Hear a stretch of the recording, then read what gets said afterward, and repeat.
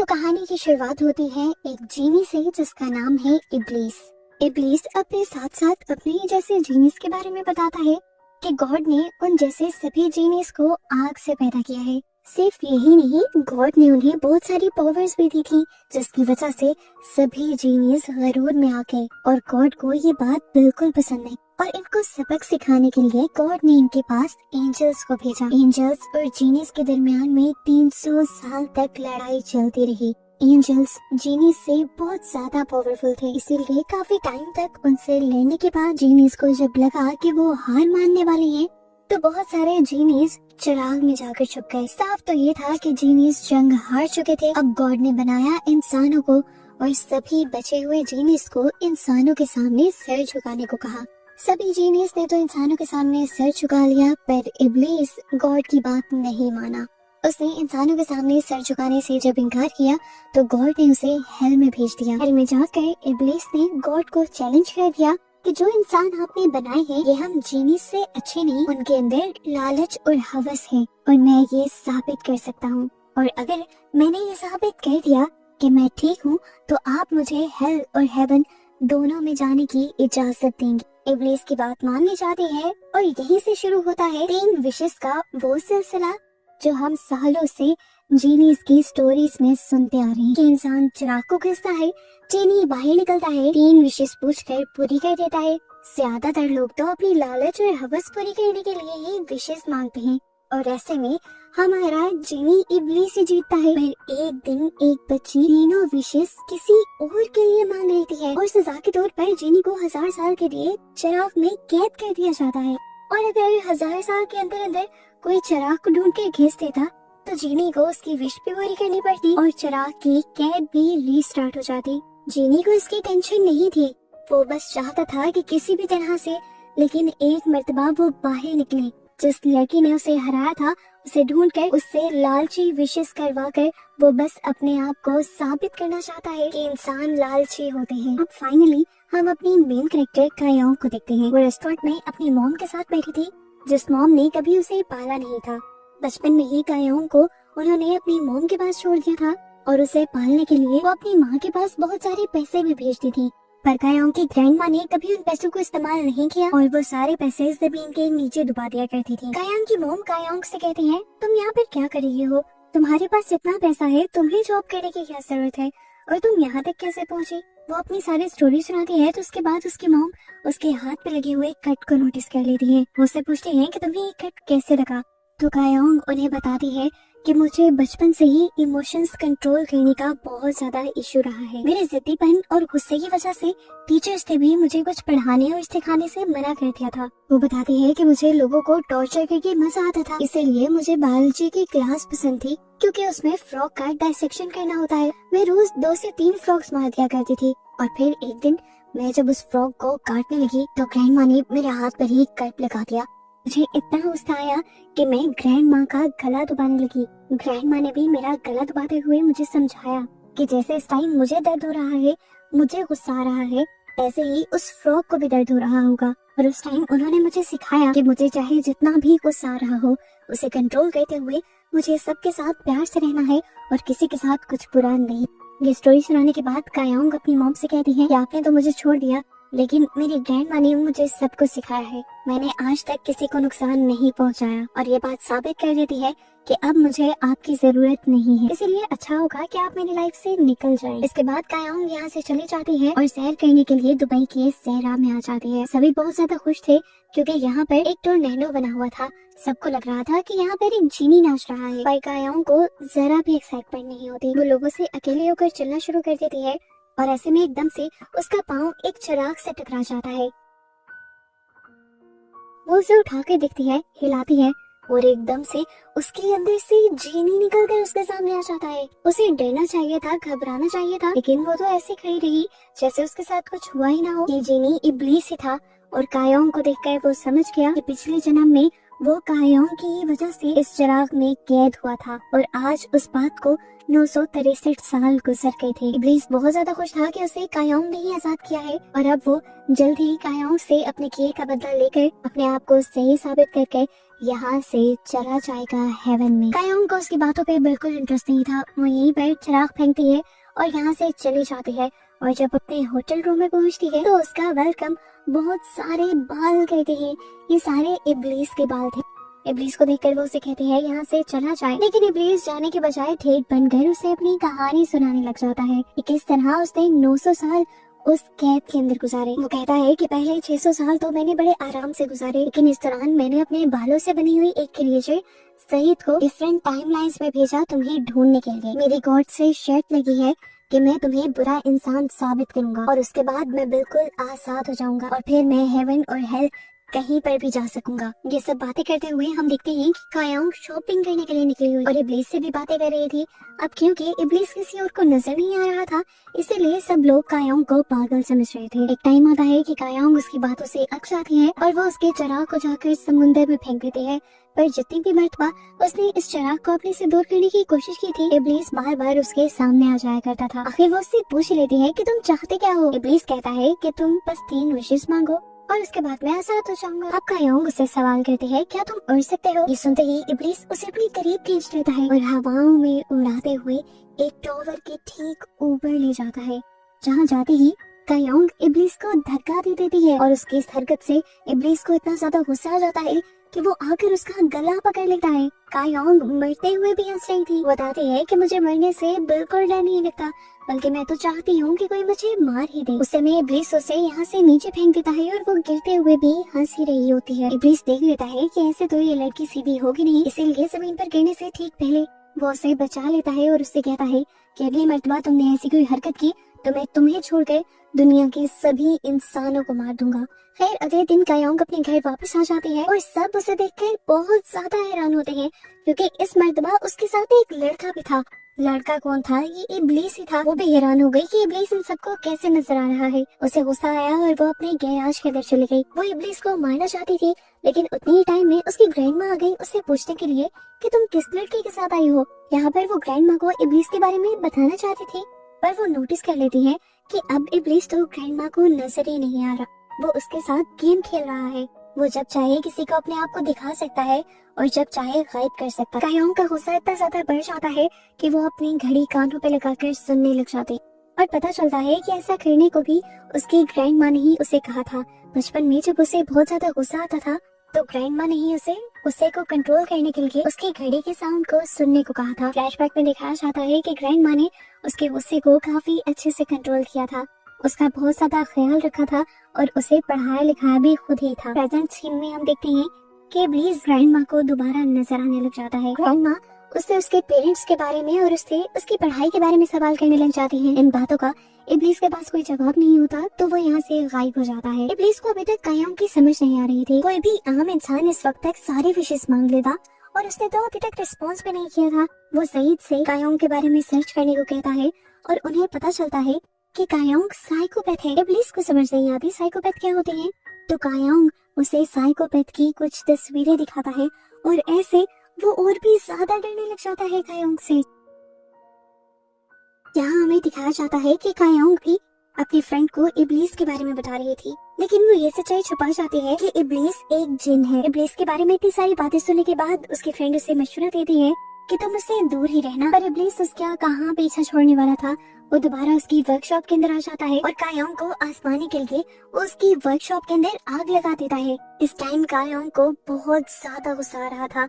वो अपने रूम से बाहर निकलकर इब्लीस को मारने लग जाती है और इब्लीस को समझ आ जाती है कि ये लड़की तो उसके बस से बाहर है। अब उसके गैराज में आग लगी देखकर सभी लोग यहाँ पर फायर फाइटर्स को बुला लेते हैं, लेकिन फायर फाइटर के आने से पहले ही यहाँ की सारी आग बुझ चुकी थी, क्योंकि ये आग इब्लीस की लगाई हुई थी और उसी ने बुझा दी थी। इसके बाद कायोंग अपनी फ्रेंड के साथ डिनर करने के लिए चली जाती है और इनकी बातों से हमें पता चलता है कि कायोंग की रूटीन बहुत ज्यादा फिक्स है। वो हर वेडनेसडे को यहाँ पर डिनर करती है और वो जो काम रूटीन में कर रही होती है उसे कभी नहीं छोड़ती। कहीं रेस्टोरेंट में इतनी ही देर में वाटर डिस्पेंसर से इब्लीस निकल कर उसे कहता है, सॉरी मैंने तुम्हारी वर्कशॉप में आग जो लगा दी थी पर अब देखो, मैंने तुम्हारी पूरी वर्कशॉप को ठीक कर दिया है। कायोंग उसे कोई जवाब नहीं देती क्योंकि उसने नोटिस कर लिया था कि इस टाइम इब्लीस सिर्फ उसे ही नजर आ रहा है।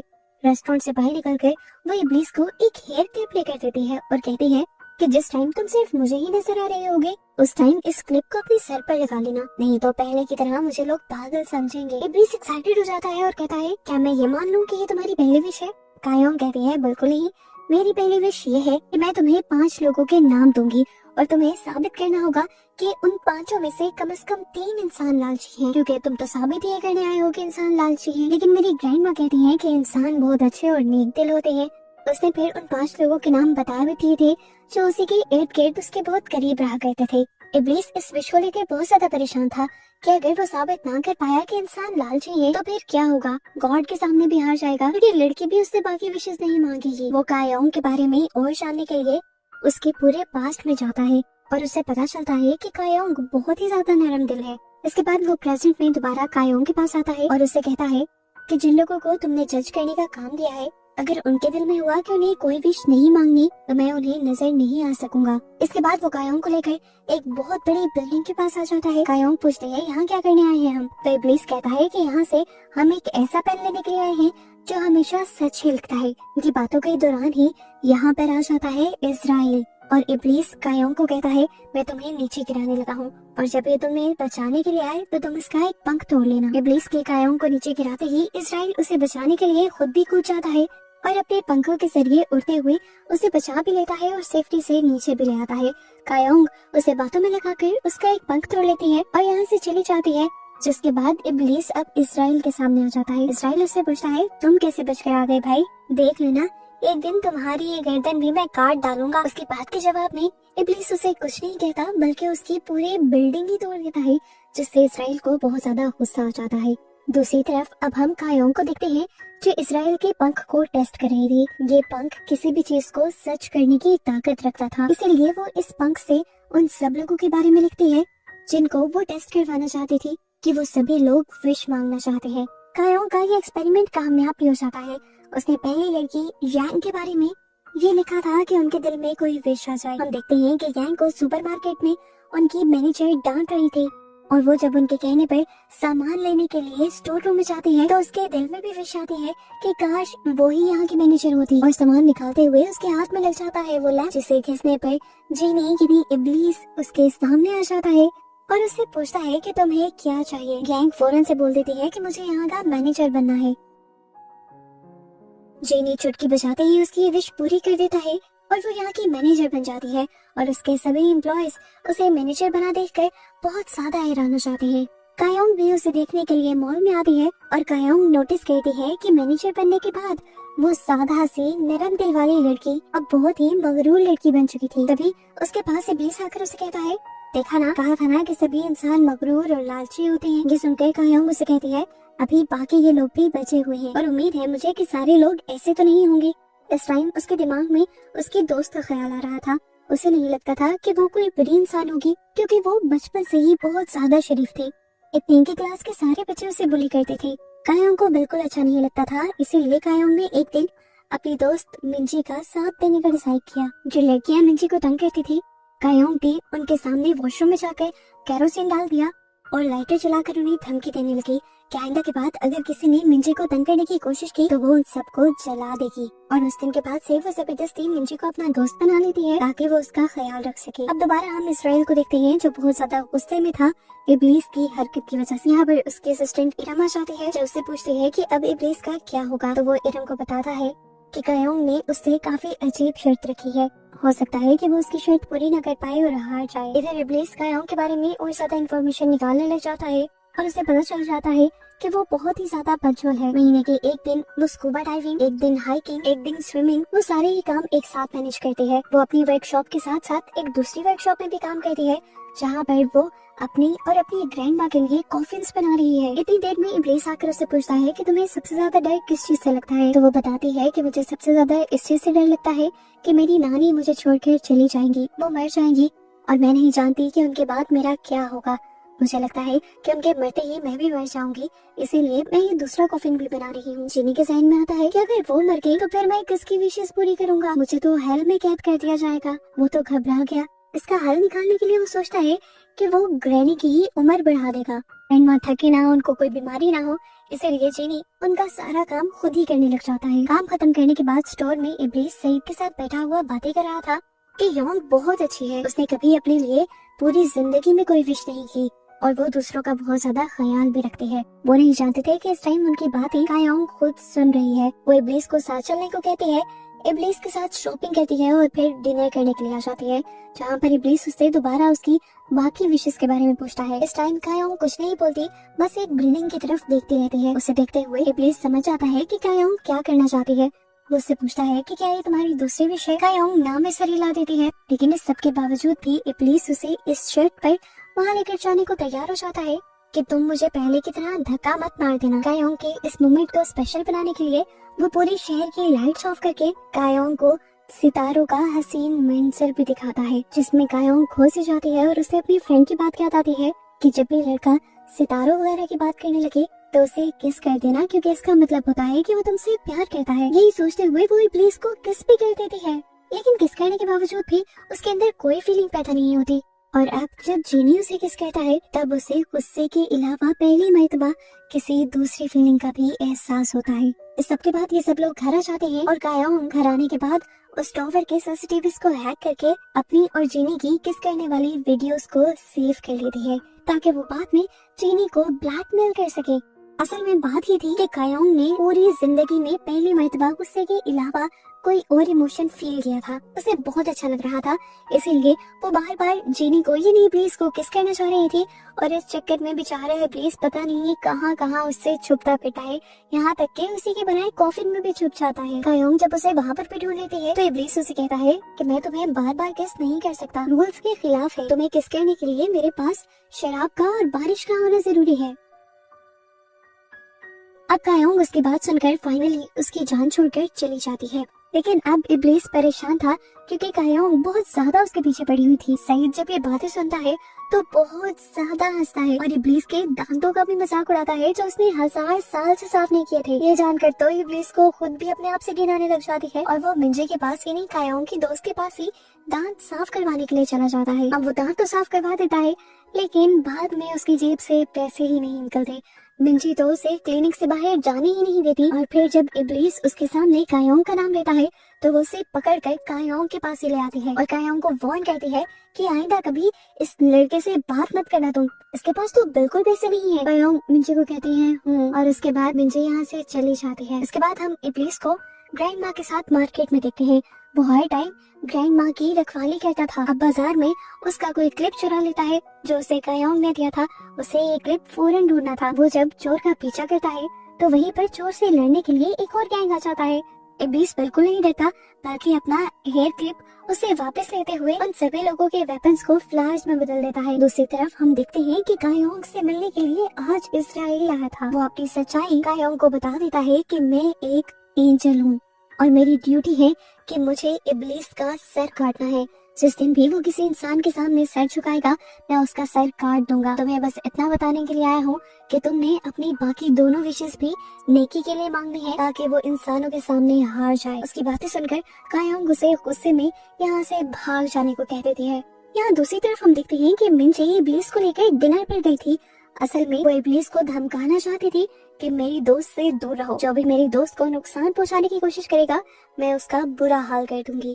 इस टाइम मिंजी बहुत ज्यादा नशे में थी और इब्लीस उसकी बातें सुनकर हंस रहा था। बाहर खड़ी हुई कायोंग को ये सब देखकर काफी अजीब लगता है। वो तो कुछ का कुछ ही सोचने लग जाती है और जब वो देखती है कि उसकी दोस्त यहीं पर नशे में धुत होकर गिर गई है तो वो अब उसे उठाकर उसके घर भी लेकर जाती है।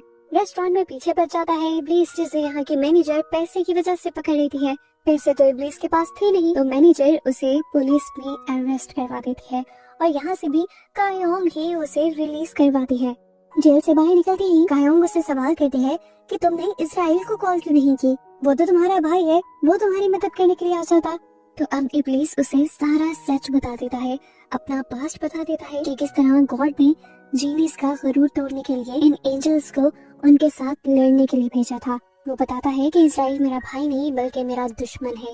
वो कहता है मेरे अपने भाई का तो मुझे बिल्कुल भी नहीं पता वो कहाँ है, वो अपनी ख्वाबों की दुनिया में रहता है, या तो वो इस टाइम कहीं पर बारिश करवा रहा होगा या फिर कहीं पर बाहर का मौसम लाकर फूल खिलवा रहा होगा। ये सुनकर कायोंग उसे फौरन ऑर्डर देती है कि तुम अपने भाई को ढूंढ लो। इब्लीस समझ गया कि वो उसे ऐसा क्यों कह रही थी, क्योंकि उसका भाई बारिश करवाता था और बारिश में कायोंग को उसे किस कहनी थी। ये सोचकर ही इब्लीस वहाँ से भाग जाता है, जबकि दूसरी तरफ हमें दोबारा यांग को दिखाया जाता है। मॉल में वो दिखती है कि उसके एम्प्लॉय उसकी बात नहीं सुन रहे, क्योंकि वो अभी अभी उनके ऊपर बॉस बनी थी। उसे दोबारा याद आता है उसी विश के बारे में और वो सोचती है कि काश क्यों ना वो ऐसी विश मांग ले जिससे वो एक पुरानी मैनेजर बन जाए और सारे उसकी बात माने। अब इब्लीस को बुलाकर वो विश मांग लेती है और इब्लीस उसे 20 साल पास्ट में ले जाकर मैनेजर बना देता है।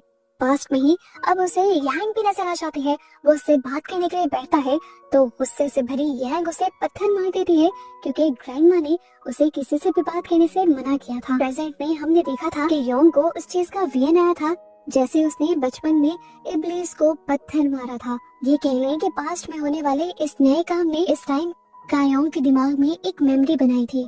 थोड़ी देर में अब बारिश शुरू हो जाती है और कायोंग फौरन से बहुत सारी अल्कोहल ढूंढकर इब्लीस को ढूंढने के लिए निकल जाती है, क्योंकि अब रूल्स पूरे थे और उसे इब्लीस को किस करनी थी। इब्लीस भी जानता था, इसीलिए वो छुपा रहा और बारिश खत्म होने के बाद उसके सामने आया।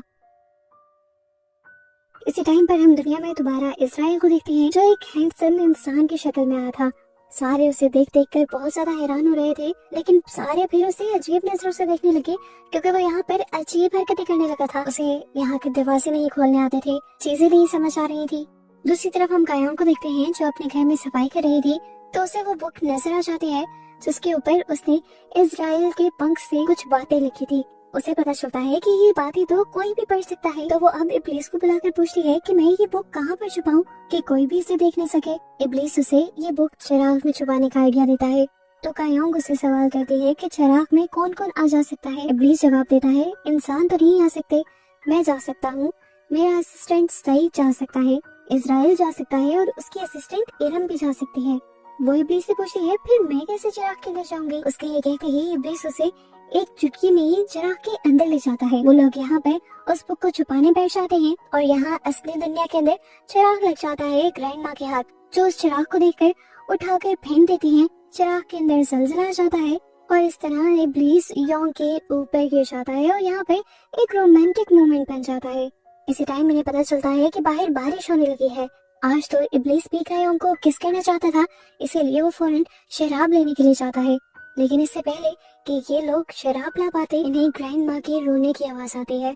पता चलता है कि उनके एक नेबर मर गए थे और ग्रैंडमा उनके मरने से बहुत ज्यादा परेशान हो गई थी, क्योंकि उन दोनों की उम्र एक जितनी थी और ग्रैंडमा को डर था कि अब वो भी मर जाएंगी। उन्हें अपने मरने से ज्यादा कायोंग की टेंशन थी कि वो उनके मरने के बाद किस तरह हर चीज को मैनेज करेगी। इस सारी सिचुएशन के सामने आते ही कायोंग ने एक बड़ा फैसला कर लिया था अपनी दूसरी विश मांगने का।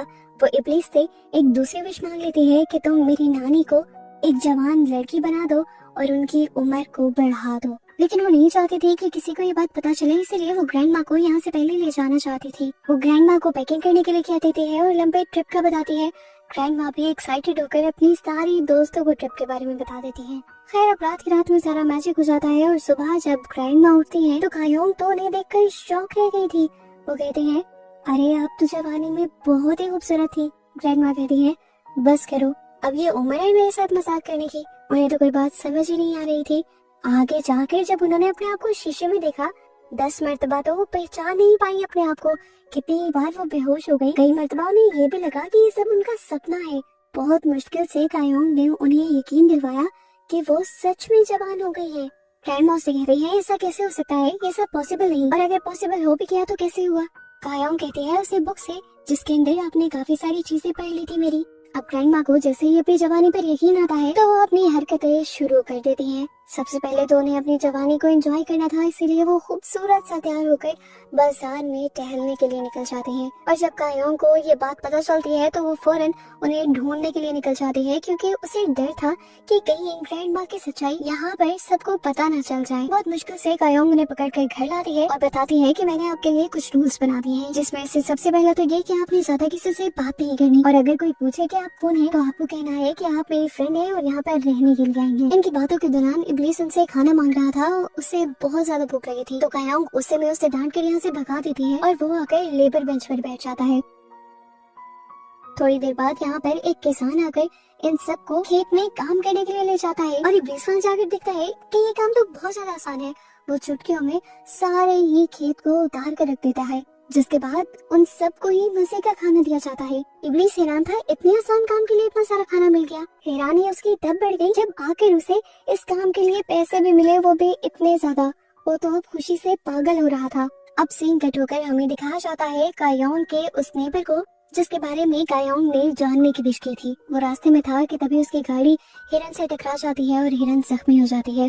पैनिक होकर वो बाहर निकलता है। उसे समझ नहीं आ रही थी कि वो क्या करे। तभी उसे अपने सामान में से वही लैंप मिल जाता है जिसे वो खींच देता है और यहाँ पर उसके सामने जीनी आ जाता है। उसे देखकर एक मर्तबा तो ये आदमी डर क्या था।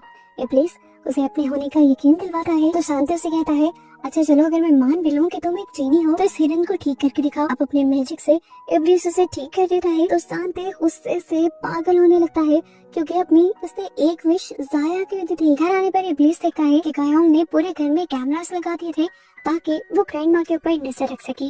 जबकि ग्रैंड माँ तो बाहर गार्डन के अंदर जमीन खोदकर पैसे ढूंढने की कोशिश कर रही थी जो वो कायोंग के बचपन से ही जमीन के नीचे दफन करती आ रही थी। कायोंग उन्हें आकर बताती है, आपको पैसे नहीं मिलेंगे क्योंकि मैंने पहले ही वो पैसे निकाल कर स्टॉक मार्केट में इन्वेस्ट कर दिए हैं। दूसरी तरफ अब हमें दूसरी लड़की दिखाई जाती है जिसके बारे में जानने के लिए कायोंग ने विश की थी। उसका बॉस उसे डांट रहा था और वो रोने लग गई थी। वो विश करती है कि काश कायोंग जितने पैसे उसके पास भी होते। और तभी उसके बर्तनों के अंदर वो लैंप आ जाता है जिसे वो धोने के लिए जब खींचती है तो सामने आ जाता है उसके इब्लीस जो उससे विश मांगने को कहता है और वो यहाँ पर विश मांग देती है कि कायोंग के सारे पैसे उसके अकाउंट में आ जाएं। जीनी उसकी विश पूरी भी कर देता है और आकर कायोंग को उसकी हकीकत बताता है। कायोंग भी इस टाइम उदास हो गई थी क्योंकि वो एक्सपेक्ट नहीं कर रही थी कि वो लड़की भी ऐसी हो सकती थी। फिर वो यहाँ पर इब्लीस के दिए हुए टाइम ग्लास को हाथ लगाती है ये जानने के लिए कि पिछले जन्म में वो किस तरह से पैदा हुई थी। अपना पिछला रूप देखकर वो अपना वही वाला रूप बनाने लग जाती है और इस टाइम पर यहाँ पर इजराइल आ जाता है। वो उसे कहता है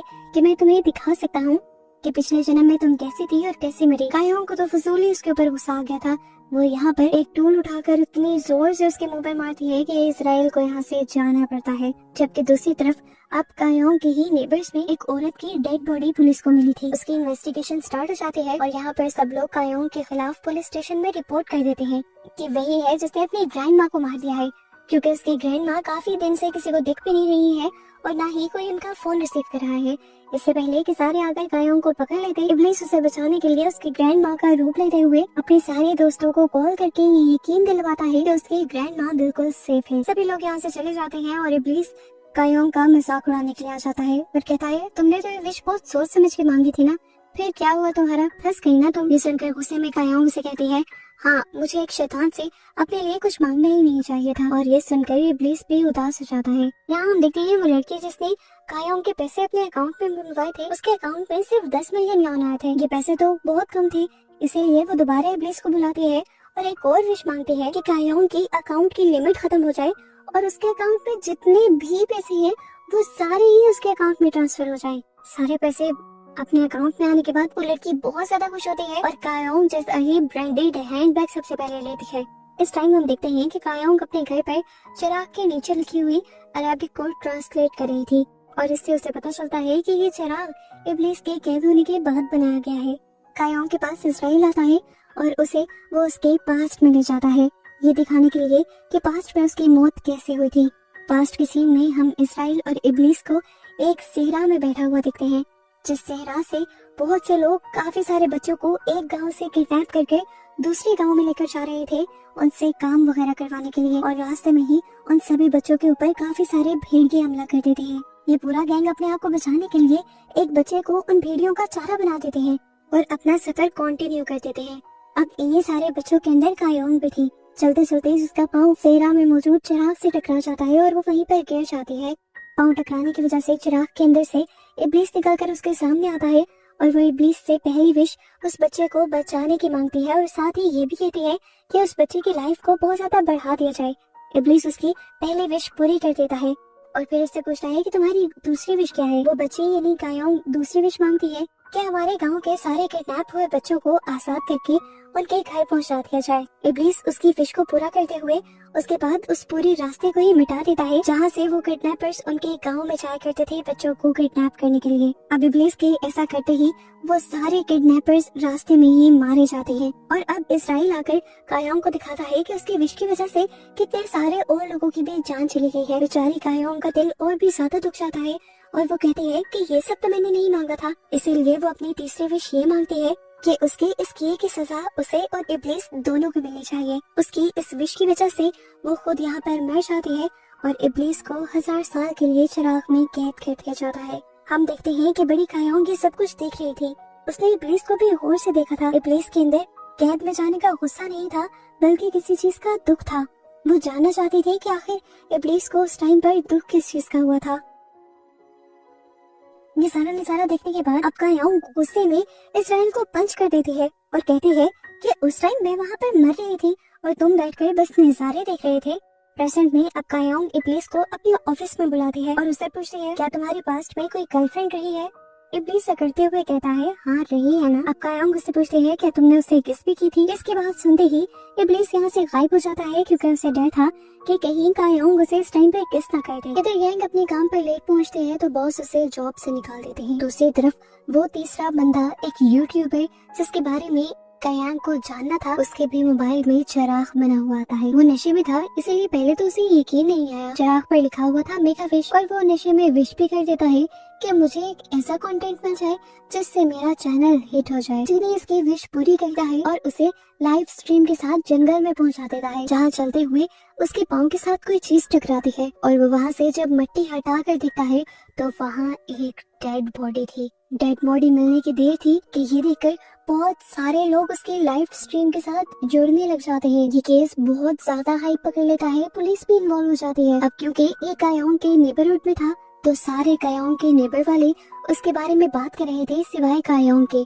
सबको लगा कि जरूर इस मर्डर के पीछे भी कायोंग ही होगी क्योंकि वो बचपन से ही एक साइकोपैथ थी। और ये सारी बातें सुनकर ग्रैंडमा को बहुत ज्यादा दुख होता है क्योंकि उन्होंने बहुत मेहनत से कायोंग को पाला था लेकिन कोई भी कायोंग को पसंद नहीं करता था। कायोंग भी ग्रैंडमा की उदासी देखकर उदास हो जाती है और इब्लीस फिर उसका मूड ठीक करने के लिए उसे दोबारा टॉवर के ऊपर लेकर जाता है सितारे दिखाने के लिए। लेकिन ठीक उसी टाइम पर सांटे इब्लीस को बुला लेता है अपनी एक और विश पूरी करने के लिए। वो इब्लीस से उसे 20 साल पीछे ले जाने को कहता है। इब्लीस उसे पास्ट में तो ले जाता है लेकिन सांटे उसे गुस्से में कहता है कि मुझे यहाँ पर रात में आना था और तुम मुझे दिन में ले आए। इतनी देर में उन्हें यहाँ से गुजरते हुए कायोंग और उसकी ग्रैंडमा दिख जाती है जिन्हें देखकर ये आदमी हंसने लग जाता है और इब्लीस से कहता है अरे ये साइकोपैथ है। कायोंग के बारे में ऐसा सुनकर इब्लीस को इतना गुस्सा आता है कि वो इसी आदमी की पिटाई करने लग जाता है। फिर रात हो जाती है और हम देखते हैं कि ये आदमी एक औरत का मर्डर करके उसके बालों को कलर कर रहा था।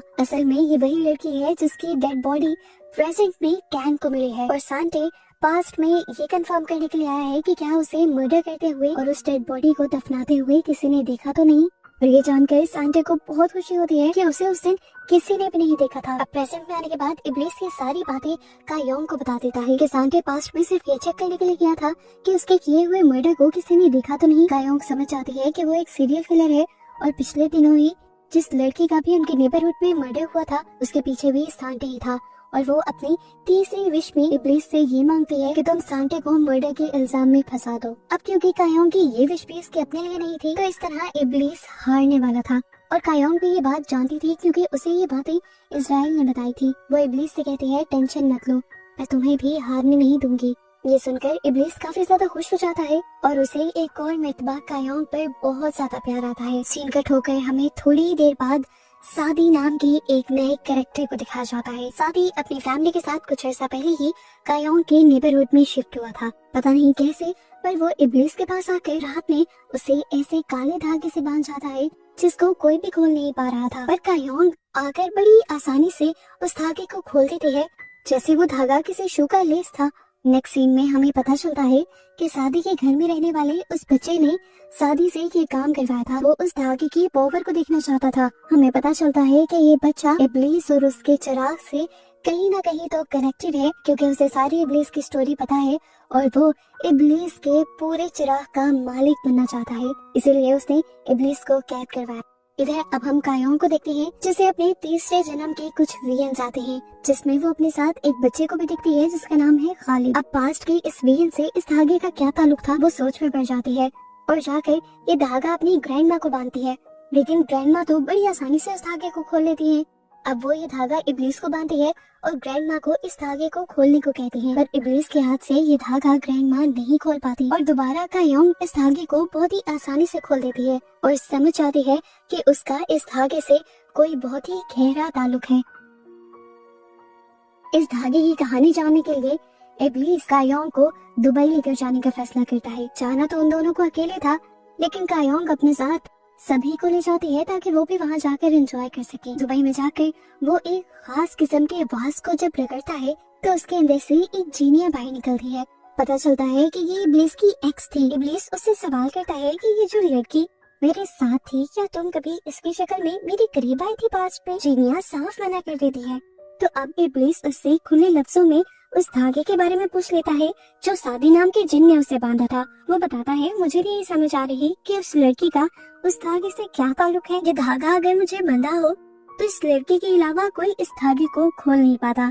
चिनिया को धागे के बारे में तो नहीं पता था, लेकिन सादी नाम के जिन के बारे में पता था, जिसने पास्ट में एक लड़की से शादी की थी और उससे उसका एक इंसानी बेटा भी था जिसका नाम था खालिद, और वो आधे इंसान और आधे जिन होने की वजह से जल्द ही मर गया था।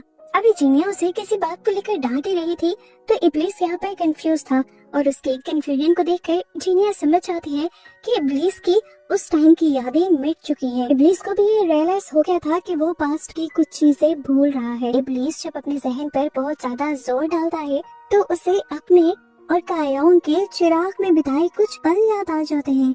दूसरी तरफ हम इज़राइल को देखते हैं जो इस टाइम इब्लीस के भाई से मिला था। वो इब्लीस के भाई से कहता है कि इब्लीस अपने चिराग से बाहर निकल आया है और याद रखना कि तुम्हें अपना मुंह बंद रखना है। यानी सच में यहाँ पर कुछ तो था जो जानबूझकर इब्लीस से छुपाया जा रहा था।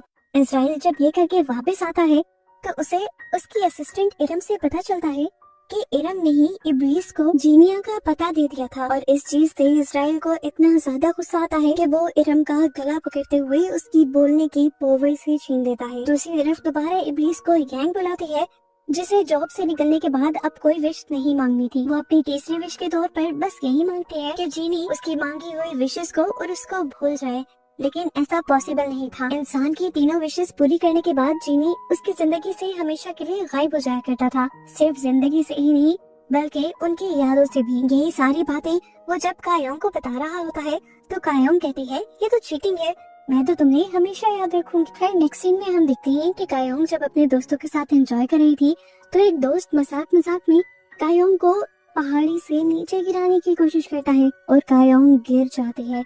इससे पहले कि वो गिरकर मर जाती, ठीक वक्त पर इब्लीस आकर उसकी जान बचा लेता है और गुस्से में उसके दोस्त को ले जाकर एक पहाड़ी से मारते हुए उसकी जान ले लेता है। अगले सीन में हम देखते हैं कि इब्लीस फाइनली अपने भाई से मिलने के लिए आया था, जो देखता है कि उसके भाई का बगीचा अब वीरान हो चुका है। इब्लीस इसकी वजह पूछता है तो वो बताता है कि मैंने एक बुरा काम किया था और ये उसकी सजा मिली है मुझे। वो उसे शादी के बारे में बताता है जो कि एक जीनी था और उसका एक इंसान से इंसानी बेटा भी था जिसका नाम था खालिद। इंसान और जिन होने की वजह से वो हमेशा बीमार रहता था और जल्द ही वो मरने भी वाला था। उसको बचाने के लिए सादी मेरे पास आया और उसने मेरी मदद मांगी। मैंने एक दूसरे बच्चे की जिंदगी लेते हुए खालिद की उम्र इतनी बढ़ा दी कि वो अब कभी मर नहीं सकता, लेकिन क्योंकि मैंने एक मासूम बच्चे की जान ली थी इसीलिए मेरा पूरा बागीचा उजड़ गया है और यहाँ पर बस एक ये बड़ा सा फूल ही बचा है जो खालिद को जाहिर कर रहा है और ये अमर है। दूसरी तरफ हम देखते हैं कि इज़राइल जाकर नानी से मिलता है और उन्हें एक शॉकिंग सच वो ये बता देता है कि नानी बेशक से जवान हो गई हैं, लेकिन उनकी मौत तभी आएगी जब लिखी हुई है। वो नानी को बताता है कि आपके घर के बाहर एक दरख्त लगा है, जिस दिन उसमें पहला फूल आएगा समझ लीजिएगा कि उस दिन आपका आखिरी दिन है। दूसरी तरफ हम कायोंग को देखते हैं जिसने बैंक से अपने सारे पैसे कैश में निकलवा लिए थे। इतनी ही देर में अब उसके पास खालिद आता है, वही बच्चा जो अमर हो चुका है और अब वो इब्लीस के चिराग का मालिक बनना चाहता है ताकि उसकी सारी ख्वाहिशें पूरी हो सके। इस टाइम तक उस चिराग की मालिक कायोंग थी क्योंकि उसने अभी तक अपनी तीसरी विश नहीं मांगी थी। खालिद उसे धमकाता है कि तुम जल्द ही तीसरी विश भी मांग लो, नहीं तो तुम्हारा मैं बहुत बुरा हश्र करूंगा लेकिन कायोंग इस बच्चे की धमकियों से डरने वाली नहीं थी। गुस्से में वो उस बच्चे के ऊपर ही हमला करती है, लेकिन देखती है कि उस बच्चे का जख्म कुछ सेकंड्स में ही ठीक हो गया था। इधर हम देखते हैं कि इब्लीस जाकर सादी से मिला था। वो उसे समझा रहा होता है कि तुम अपने बेटे को संभालो। सादी उसे कहता है कि मैं कोशिश तो पूरी करूंगा, लेकिन ये सब मेरे हाथ में नहीं है।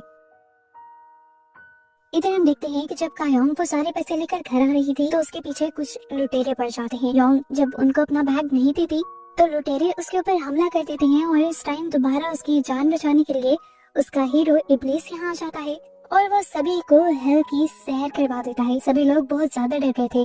हेल में तो वो कायोंग को भी लेकर गया था, लेकिन कायोंग घबराती नहीं। जिसके बाद इब्लीस सबको लेकर वापस जमीन पे आ जाता है और कायोंग इब्लीस के साथ उसके चिराग के अंदर जाती है।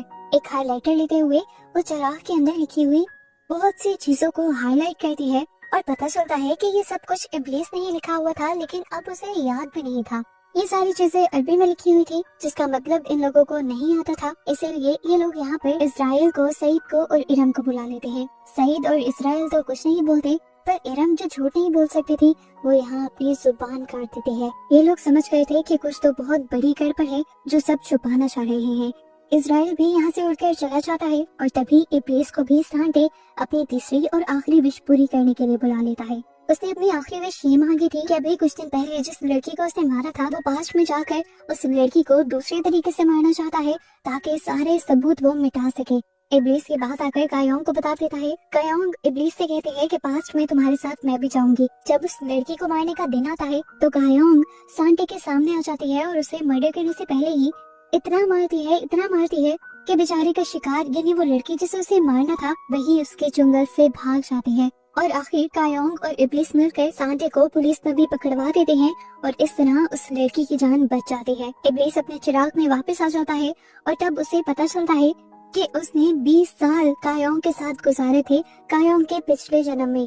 ये बात याद करके वो इमोशनल हो जाता है और उसे पता चलता है कि उसने इस रूम में जितनी भी बार हबीबी लिखा है वो कायोंग के लिए लिखा है। इसलिए फौरन वो कायोंग के पास आकर उसे किस कर देता है और कहता है कि मैं जल्द ही कोशिश करूंगा कि मुझे वो सारी यादें याद आ जाएं जब मैं तुम्हारे साथ था। दूसरी तरफ हमें यूट्यूबर कैंग को दिखाया जाता है जो अपनी वाइफ को जीनी और विश के बारे में बता रहा था।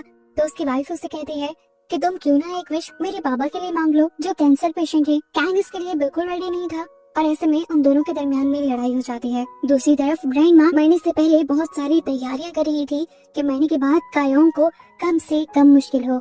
आज वो खुद कायोंग को अपने साथ बाहर भी लेकर जाती है। ये लोग काफी सारी पिक्चर्स क्लिक करते हैं जिन्हें देखकर ग्रैंड माँ दोबारा से रोने लग जाती है और अगले दिन हमें दिखाया जाता है कि कायोंग दुबई आ गई थी। वो उन सारी बातों का मतलब जानना चाहती थी जो चिराग के अंदर लिखी हुई थी। इसीलिए वो जीनिया के बॉस को टच करते हुए जीनिया को बुलाने की कोशिश करती है, पर जीनिया यहाँ नहीं आती और इतने में ही कुछ ठग्स कायोंग के पीछे पड़ जाते हैं।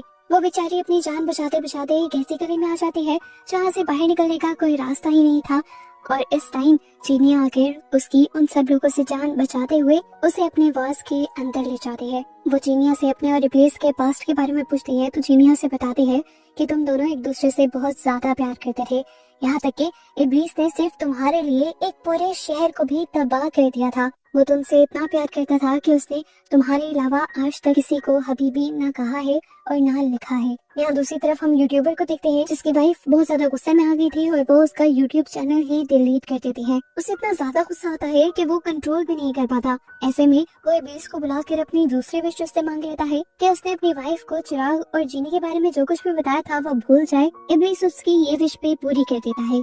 इसके बाद नेक्स्ट सीन में हम दोबारा इब्लीस और कायोंग को दुबई में देखते हैं। ये दोनों जब एक साथ थे तो इब्लीस को काफी सारे फ्लैशबैक्स आ रहे थे, यानी पुरानी यादें याद आ रही थी। इस टाइम पर जीनिया इन दोनों के ऊपर बारिश भी करवा देते हैं ताकि इब्लीस कायोंग को किस कर सके। इब्लीस ने आज कायोंग को सरप्राइज देने के लिए बहुत प्यारी सी जगह भी डेकोरेट की हुई थी। कायोंग कहती है इतनी प्यारी जगह डेकोरेट कर ली, कपड़े देखिए हैं हमारे। उसके ये कहते ही इब्लीस ताली बजाते हुए उन दोनों के ही कपड़े चेंज कर देता है। जिसके बाद कायोंग से पूछती है क्या तुम्हें डांस आता है। इब्लीस को डांस नहीं आता था, इसीलिए कायोंग खुद उसे डांस सिखाने लग जाती है और ये दोनों एक दूसरे के साथ टाइम को भूल ही जाते हैं। दूसरी तरफ कोरिया के अंदर हम देखते हैं कि ग्रैंड माँ के एक फ्रेंड को ग्रैंड माँ के ऊपर शक होने लगा था। उन्हें कहीं ना कहीं समझ आ रही थी कि कायोंग की जो जवान दोस्त उनके घर में रहती है वो असल में ग्रैंड माँ ही है। और वो ये बात साबित करने के लिए आधी रात को उसके घर में भी घुस जाती है और उसका पका खाना टेस्ट करके समझ जाती है कि वो जवान लड़की ग्रैंडमा ही है और जरूर उन्होंने अपने आप को जवान करने के लिए कोई ना कोई काला जादू किया है। इतने में ही जवान ग्रैंडमा भी उसके सामने आ जाती है और वो उससे झगड़ने लग जाती है कि तुमने क्या किया है अपने साथ। बातों ही बातों में वो ओल्ड लेडी ग्रैंडमा के कंधे पे बना हुआ बर्थ मार्क भी देख लेती है और उसका शक यकीन में बदल जाता है। अब वो बच्चा खालिद जो उनके नेबर्स में रहता था, उसे इस सारे मामले का पता चल जाता है। वो जानता था कि ये औरत जाकर जरूर इस सारे मामले के बारे में बाहर लोगों में अफवाह फैला देगी और सारे फिर उस चिराग के पीछे पड़ जाएंगे। और ऐसा वो चाहता नहीं था। चिराग का मालिक वो खुद बनना चाहता था, इसीलिए वो फैसला करता है कि वो ग्रैंडमा की उस फ्रेंड को ही मरवा देगा। इधर इब्लीस और कायोंग ने जब डांस खत्म किया तो इब्लीस को पानी में हुन नामी उस बच्चे की परछाई नजर आई, जिसकी जिंदगी लेकर उसके भाई ने खालिद को अमर किया था। उस बच्चे की सोल आज तक इस दुनिया में भटक रही थी, सिर्फ इब्लीस को सच्चाई बताने के लिए। वो इब्लीस को उसका सारा पास्ट याद दिलवा देता है और बताता है कि तुम चिराग के अंदर उस दिन कैद नहीं हुए थे जिस दिन कायोंग ने तुम्हें और खुद को सजा देने की विश मांगी थी, और ना ही उस दिन कायोंग मरी थी। कायोंग ने उसके बाद भी लंबी जिंदगी गुजारी थी और तुम दोनों 20 साल बाद दोबारा मिले थे। कायोंग को देखते ही तुमने उसे पहचान लिया था। तुम्हें उससे प्यार पहले ही हो चुका था। वो किडनैपर्स कायोंग को किडनैप करके दूसरे शहर में भी ले आए थे, जहाँ पर कायोंग ने अपनी जान उनसे तो बचा ली थी, पर अब वो खजूरें बेच बेच कर एक ऊंट खरीदने की तैयारी कर रही थी ताकि वो अपने मुल्क में वापस जा सके। इब्लीस उसके सामने आते ही उसे काफी सारे सोने के सिक्के देता है, तो कायोंग बहुत ज्यादा खुश हो जाती है और रात में अपनी सारी खजूरें गरीबों में बांट देती है। कायोंग बहुत ज्यादा खुश थी। इब्लीस के दिए हुए सोने के सिक्कों को लेकर वो एक ऊंट खरीदने जा ही रही होती है कि उसके ऊपर कुछ लुटेरे हमला कर देते हैं और तभी इब्लीस आकर बेदर्दी से उन लुटेरों को मार देता है और सोने के सिक्के कायोंग को वापस कर देता है और उससे वादा करता है कि मैं तुम्हें तुम्हारे मुल्क वापस जरूर ले जाऊंगा। ये सुनकर कायोंग बहुत ज्यादा खुश हो जाती है। यहाँ पर हमें पता चलता है कि खालिद कायोंग के नेबर्स में रहता था। कायोंग को खालिद बहुत ज्यादा पसंद था। अब क्योंकि वो काफी ज्यादा बीमार रहता था, इसीलिए कायोंग उसके लिए जड़ी बूटी लेकर आई थी जिसे खाकर वो ठीक हो सके। खालिद उसके पीछे इब्लीस को भी देख लेता है और इब्लीस से रिक्वेस्ट करता है कि तुम मुझे पूरी तरह जीनी क्यों नहीं बना देते। इब्लीस खालिद को समझाता है कि मैं ऐसा नहीं कर सकता, जिसकी वजह से खालिद को गुस्सा आ जाता है और वो मासूम सा बच्चा उस दिन के बाद से ईवल बन जाता है, यानी शैतान बन जाता है। यहाँ पर हमें दिखाया जाता है कि अब इब्लीस कायोंग को लेकर अपने चिराग के अंदर रहने लगा था।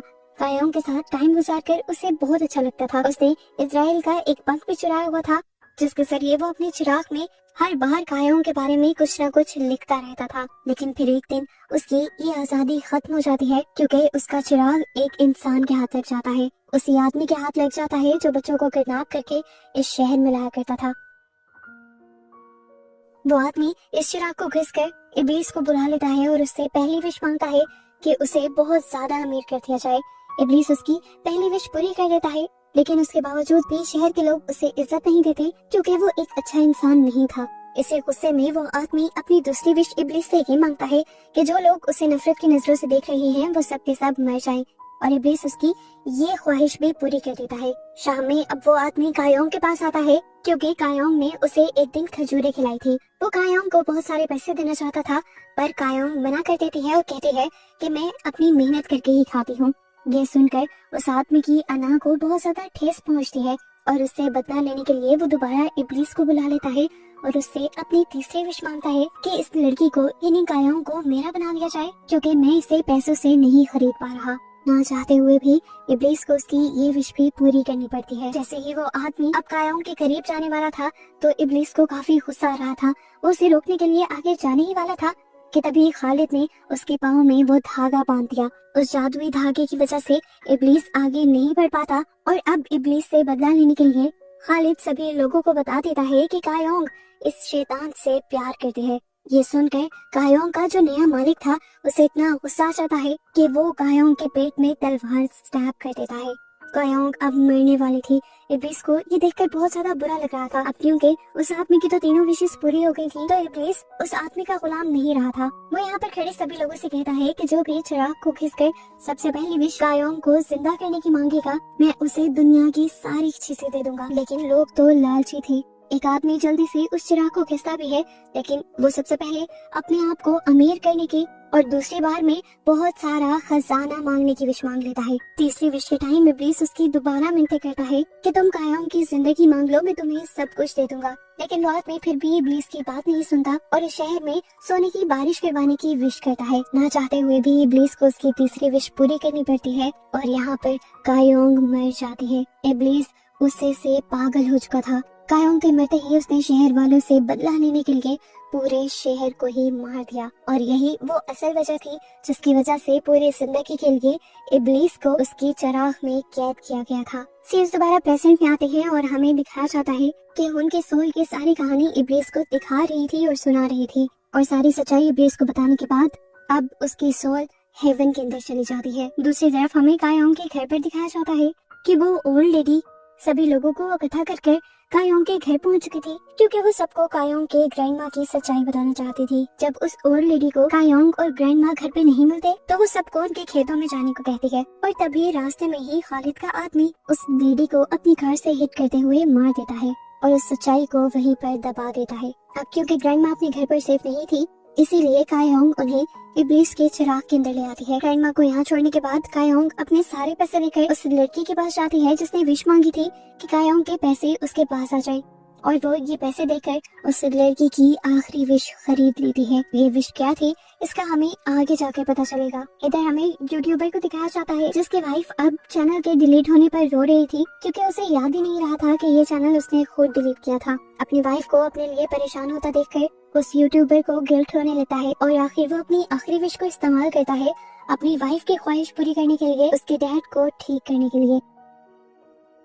गैंग की वाइफ को जब ये बात पता चलती है कि उसके डैड का कैंसर खत्म हो गया है तो वो बहुत ज्यादा एक्साइटेड हो जाती है और आकर अपने हस्बैंड के गले लग जाती है और इसी सब के दौरान उन्हें उनके यूट्यूब चैनल का पासवर्ड भी याद आ जाता है और ऐसे इनकी लाइफ दोबारा से सेट हो जाती है। दूसरी तरफ अब हमें दिखाया जाता है कि खालिद को जुनून आ गया था कि उसे इब्लीस को अपना गुलाम बनाना है और उसके चिराग को अपना बनाना है, इसीलिए वो इब्लीस को उसी धागे से कैद कर देता है और यहाँ पर अपने डैड सादी को भी मार देता है। और फिर वो आता है कायोंग के पास। वो कायोंग को अपने लोगों के जरिए डरा धमका कर कहता है कि अपनी आखिरी विश मांगो और इब्लीस को आजाद कर दो। पर कायोंग उसकी धमकियों में कहाँ आने वाली थी। कायोंग यहाँ से गायब हो जाती है और पहुँच जाती है इब्लीस के पास। ऐसा हुआ था असल में उसकी दोस्त की विश की वजह से जो उसने पैसे देकर खरीद ली थी। इब्लीस के पास जाकर वो इब्लीस के धागे खोल देती है और इब्लीस को आजाद करवा देती है, जिसके बाद उन्हीं धागों से इब्लीस अपनी तलवार को मजबूत कर लेता है और चला जाता है अपने भाई के पास उसके बागीचे के आखिरी फूल को तोड़ने के लिए, जो जाहिर कर रहा था खालिद को। जबकि यहाँ हम देखते हैं कि इस्राइल इरम के जरिए इब्लीस का चिराग खालिद को दे देता है।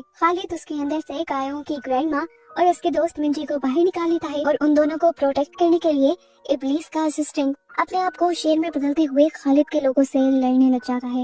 ये सब देखकर खालिद को इतना गुस्सा आता है कि वो मिंजी के ऊपर शूट कर देता है और मिंजी को बचाने के लिए ग्रैंडमा उसके सामने आ जाती है। हम देखते हैं कि शेर बने सईद ने अब खालिद के ऊपर हमला कर दिया था, पर खालिद उससे लड़ते हुए उसे चकमा देते हुए अपनी एक सिलाई उसकी गर्दन के अंदर स्टैब कर देता है, जिसकी वजह से सईद भी मारा जाता है।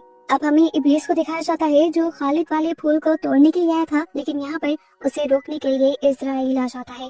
इन दोनों के दरमियान में इतनी जबरदस्त लड़ाई होती है, लेकिन फिर भी इजराइल जीत नहीं पाता क्योंकि इब्लीस ने इजराइल के पर को काट दिया था। इजराइल नीचे गिर जाता है और मौका पाते ही इब्लीस उस फूल को भी काट देता है। फूल के करते ही दुनिया के अंदर खालिद एकदम से गायब हो जाता है, जो उस टाइम कायोंग का गला दुबा रहा था। खालिद की एक दूसरी लड़की जब कायोंग को मारने के लिए आती है तो इस टाइम इब्लीस एंट्री करके दोबारा कायोंग को बचा लेता है। कायोंग जब बाहर जाती है तो उसे पता चलता है कि उसकी ग्रैंडमा मारी गई थी और ये देखकर वो टूट जाती है। ये तो उसकी जिंदगी का सबसे बड़ा डर था। अपनी ग्रैंडमा के मरने के दुख में वो अकेली बैठी हुई थी कि तभी उसके पास उसकी कलीग आ जाती है, जिस कलीग को पैसे देकर कायोंग ने उससे उसकी विश खरीदी थी। इस लड़की को तो सब कुछ भूल चुका था, इसलिए उसे समझ नहीं आ रही थी कि ये पैसे उसके पास से कहां से आए। सोशल मीडिया से उसे पता चलता है कि ये बैग कायोंग का है, इसीलिए वो कायोंग को उसके सारे पैसे देने के लिए आ जाती है।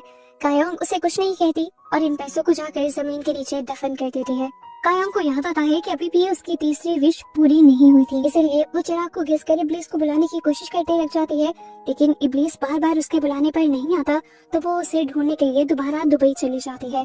यहाँ पर वो इब्लीस से उसकी आखिरी विश मांग लेती है कि उसे उन सब लोगों के इमोशंस को फील करना है जो पूरी जिंदगी उसके साथ उसके करीब रहे हैं। इब्लीस की आंखों से आंसू निकल आए थे क्योंकि कायोंग की आखिरी विश पूरी करने के बाद वो शायद कायोंग को ना दिख पाता। वो उसे अपने प्यार का यकीन दिलवाते हुए उसकी आखिरी विश को पूरा कर देता है और आखिर कायोंग को सारे अच्छे बुरे इमोशंस फील होने लग जाते हैं। और जब वो अपनी ग्रैंड माँ की इमोशंस को फील करती है तो वो फूट फूट कर रो देती है। जिसके बाद नेक्स्ट सीन में दिखाया जाता है कि इजराइल इब्लीस का गला काट लेता है क्योंकि इब्लीस हार चुका था। वो ये साबित नहीं कर पाया था कि सभी इंसान लालची हैं। कैंग ने भी अपनी आखिरी विश का इस्तेमाल किया था अपने फादर इन लॉ की जान बचाने के लिए, जबकि कायोंग ने तो अपनी तीनों ही विशेष में कोई लालच या हवस की चीज नहीं मांगी थी। ऐसे उसके हारने पर इजराइल उसे मार देता है। यहाँ कायोंग जो सेहरा में बैठी इस टाइम रो रही थी, उसके पास सीरम आती है जो उसे उसकी और इब्लीस की सभी पुरानी यादें लौटा देती है और उसे ये भी बात बताती है कि तुम्हारी इस आखिरी ख्वाहिश ने इब्लीस को हरा दिया है और उसे अब मार दिया गया है।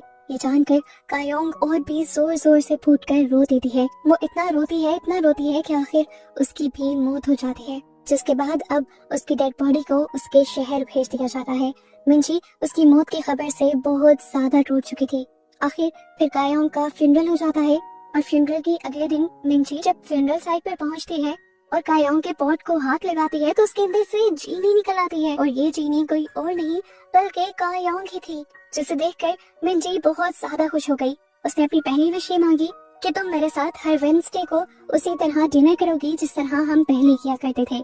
और जब कायोंग उससे उसकी दूसरी विश के बारे में पूछती है तो वो उसे कहती है कि जो बच्चे मेरे क्लिनिक में नहीं पहुंच पाते तुम उन सारे बच्चों को मेरे क्लिनिक में लेकर आओगी। तीसरी विश क्योंकि वो अभी कायोंग से नहीं मांगती तो इसीलिए कायोंग उसी के शहर में रहने लग जाती है। वो अपने पुराने ही गैराज में काम करने लग जाती है, लेकिन अब कोई भी उसे न देख पाता था और न ही किसी को वो याद थी। अगले दिन दोबारा मिंजी और कायोंग मिलते हैं। मिंजी आज बहुत ज्यादा सोच कर आई थी अपनी तीसरी विश के बारे में और वो तीसरी विश में मांगती है कि कायोंग को उसका सच्चा प्यार मिल जाए। विश के मांगते ही मिंजी कायोंग के बारे में यानी जीनी के बारे में और अपनी विशेष के बारे में भूल जाती है, पर यहाँ असली जादू हो जाता है और कायोंग के सामने आ जाता है इब्लीस और उसे देखकर कायोंग बहुत ज्यादा हैरान हो जाती है। वो कहता है हैरान होने की बात नहीं, अब हम दोनों ने एक साथ ही रहना है और इस दुनिया में रहने के लिए पैसे चाहिए होते हैं और हमें पैसे कमाने होंगे। तो कायोंग अब उसे अपने घर के पीछे वाले गार्डन में लेकर जाती है जहाँ उसने अपने सारे पैसे जमीन के नीचे डुबा दिए थे और इन पैसों को देखकर इब्लीस बहुत ज्यादा एक्साइटेड हो जाता है। नेक्स्ट सीन में हम देखते हैं कि इब्लीस इजराइल को हाई कहने गया था। अपनी तरफ से तो वो इजराइल को चिढ़ा रहा था कि मैं आज भी जिंदा हूँ, लेकिन यहाँ पर इजराइल उसे सच्चाई बताता है कि तुम जिंदा अपनी वजह से नहीं हो बल्कि ग्रैंड माँ की वजह से हो। जब वो मरी तो इजराइल ने बहुत कोशिश की कि वो हेवन के अंदर चली जाए, लेकिन उन्होंने जिद कर ली कि जब तक तुम लोग इब्लीस को जिंदा नहीं करोगे मैं हेवन में नहीं जाऊंगी। और उन्हीं की ख्वाहिश की वजह से आज इब्लीस और कायोंग दोनों साथ थे। इस एपिसोड के लास्ट सीन में हम कायोंग और इब्लीस को सेहरा में डांस करते हुए देखते हैं।